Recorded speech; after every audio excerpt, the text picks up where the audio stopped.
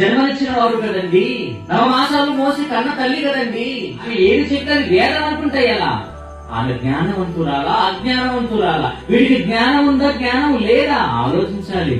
లేదంటే మీ జీవితాలు నాశనం అయిపోతాయి, మీరు దేవుడు కాకుండా పోతారు. జన్మనిస్తే కన్న తల్లి, కన్న తల్లి దైవంగా మార్చేదిగా ఉండాలి, కన్న తల్లి దైవంగా మార్చేవాడుగా ఉండాలి. పిల్లల్ని వారు నిజమైన తల్లిదండ్రులు అవుతారు. చెడు మార్గాన్ని చూపి చెడిపోరా, నీ జీవితం పాడైతే నాకేంటి అని చెడు మార్గాన్ని నడిపించి కసాయివాడుగా పిల్లల పట్ల ప్రవర్తించేవారు కారు నిజమైన తల్లిదండ్రులు.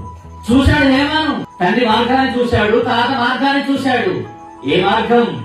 దైవ మార్గం కావాలి, నాకు దేవుడు కావాలి, దేవుడు ఉండే లోకం కావాలి. దుష్ట మార్గాన ప్రయాణం చేస్తే దుష్టుని యొక్క ఆలోచన చొప్పున నడవలసి వస్తుంది, బ్రతకవలసి వస్తుంది. అనంతరం నిత్య నరకములు ఆరని అగ్ని గుండానికి జారిపోయే పరిస్థితి ఏర్పడుతుంది.